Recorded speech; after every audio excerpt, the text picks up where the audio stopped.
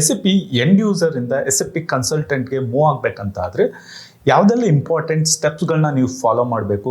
So first thing, S A ಪಿಯಲ್ಲಿ end user ಮತ್ತು ಕನ್ಸಲ್ಟೆಂಟ್ಗೆ ಇರುವಂಥ ಡಿಫ್ರೆನ್ಸ್ ಏನು ಅಂತ ನಮಗೆ ಗೊತ್ತಿರಬೇಕು. ಫ್ರಂಟ್ ಎಂಡಲ್ಲಿ ಎಸ್ ಎ ಪಿನ ಆಸ್ ಅ ಅಪ್ಲಿಕೇಶನ್ ಆಗಿ ನೀವು ಯೂಸ್ ಮಾಡ್ತಾ ಇದ್ರೆ ನೀವು S A P end user ಆಗಿರ್ತೀರ.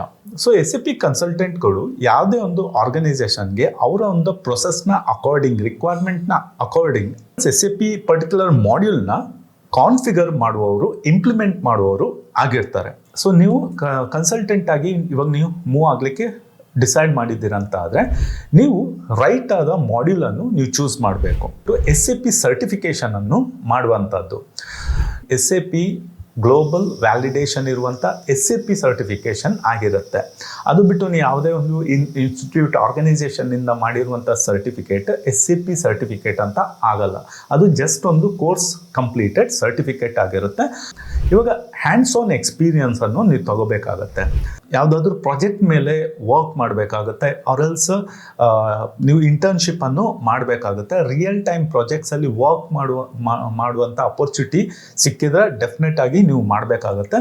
ತುಂಬ ಜನ ಮಾಡುವಂಥ ಮಿಸ್ಟೇಕ್ ಏನಂದರೆ ಬರೀ ಎಸ್ ಎ ಪಿ ಸರ್ಟಿಫಿಕೇಷನ್ ಮಾಡ್ತಾರೆ, ಎಸ್ ಎ ಪಿ ಕಲಿತಾರೆ, ಓಕೆ, ಬಟ್ ಕಮ್ಯುನಿಕೇಷನ್ ಮತ್ತು ಸಾಫ್ಟ್ ಸ್ಕಿಲ್ ಮೇಲೆ ವರ್ಕ್ ಮಾಡಲ್ಲ. ನೋಡಿ, ಎಸ್ ಎ ಪಿ ಇಂಪ್ಲಿಮೆಂಟೇಷನ್ ಅಂತ ಹೇಳಿದರೆ ಅದು complete S A P consultant position ಅಂತ ಹೇಳಿದರೆ ಅದು ಕಂಪ್ಲೀಟ್ ಆಗಿ end to end implementation process ಆಗಿರುತ್ತೆ. ಓಕೆ, ಇಲ್ಲಿ ನೀವು ಕ್ಲೈಂಟ್ ಜೊತೆ ಇಂಟ್ರಾಕ್ಷನ್ ಮಾಡಬೇಕು, ಟೀಮ್ ಜೊತೆ ಕೊಲಾಬ್ರೇಟ್ ಆಗಿ ನೀವು ವರ್ಕ್ ಮಾಡಬೇಕಾಗಿರೋದ್ರಿಂದ ಕಮ್ಯುನಿಕೇಷನ್ ತುಂಬ ಇಂಪಾರ್ಟೆಂಟ್ ಆಗಿರುತ್ತೆ. ನೆಕ್ಸ್ಟ್ ಸಿಕ್ಸ್ತ್ ವೆರಿ ಇಂಪಾರ್ಟೆಂಟ್ ಆಗಿರುವಂತಹ ಒಂದು ಪಾಯಿಂಟ್ ಬಂದುಬಿಟ್ಟು networking with S A P professionals. So ನೆಟ್ವರ್ಕನ್ನು ಬಿಲ್ಡ್ ಮಾಡಲಿಕ್ಕೆ ಇವಾಗ ತುಂಬ ಪ್ಲ್ಯಾಟ್ಫಾರ್ಮ್ಸ್ ಇದೆ, ಲಿಂಕ್ಡ್ಇನ್, ಸೋಷಿಯಲ್ ಮೀಡಿಯಾ ಪ್ಲ್ಯಾಟ್ಫಾರ್ಮ್ಸು. ಇಲ್ಲಿ ನೀವು ಎಸ್ ಎ ಪಿ ಪ್ರೊಫೆಷ್ನಲ್ಸ್ಗಳನ್ನ ಅಪ್ರೋಚ್ ಆಗಬೇಕಾಗತ್ತೆ. ಸೊ ಇವರ ಮುಖಾಂತರ ನಿಮಗೆ ಬೇರೆ ಬೇರೆ ಕಂಪನಿಗೆ ಅಪ್ಲೈ ಮಾಡಲಿಕ್ಕೆ ಅಪರ್ಚುನಿಟಿ ಸಿಗುತ್ತೆ. ನೆಕ್ಸ್ಟ್ ಫೈನಲ್ ಪಾಯಿಂಟ್ ಬಂದುಬಿಟ್ಟು ಅಪ್ಲೈ ಮಾಡುವಂಥದ್ದು.